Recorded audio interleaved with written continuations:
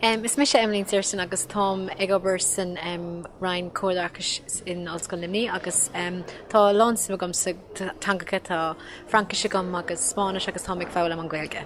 So Tom anseo chun cúpla ceiste chur Jerry Cronin.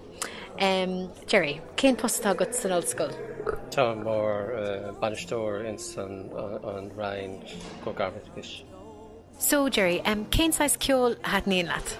An féidir, well, taníon ceol de gach sortlam ceafam ach tá déiring is féidir marrá bhfuil níos mó síime gom é ceol tradiisiúnta agus ceol fóg ná béidir in éon sais ceol eile.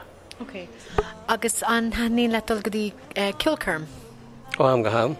Tagan, tá cudbha seansna a ggéann seo Limerick agus am go ham téim go cóilcurma atá in tír eile cumá.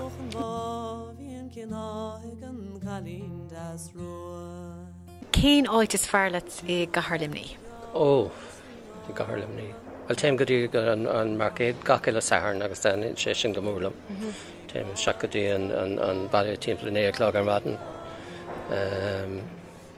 Canim chud rodí den teachtain agus an sin bíon cupán cafe go léir san marcéad. Okay.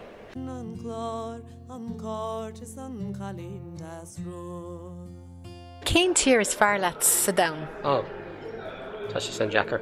Well, cuma cúpla saoirigh ins an Oster agus ceapan gur danig sé sin an sin go múlam ní raibh mé ag Oberlán, bíad sin má léanta sira ach bhí sé anna glas.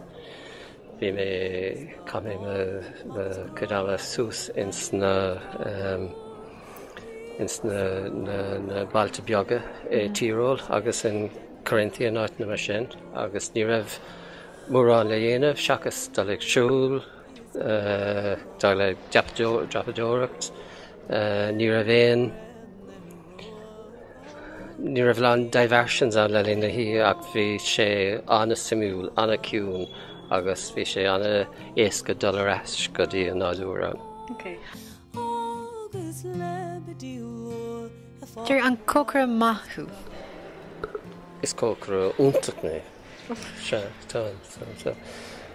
is féidir lem trísáis úl, trísáis uificeach dhéanamh, bearathe, ins na panna fried agus scrambled mar dhéir. So ceapan bhfuil mé an mórrántá hí go le uificeach.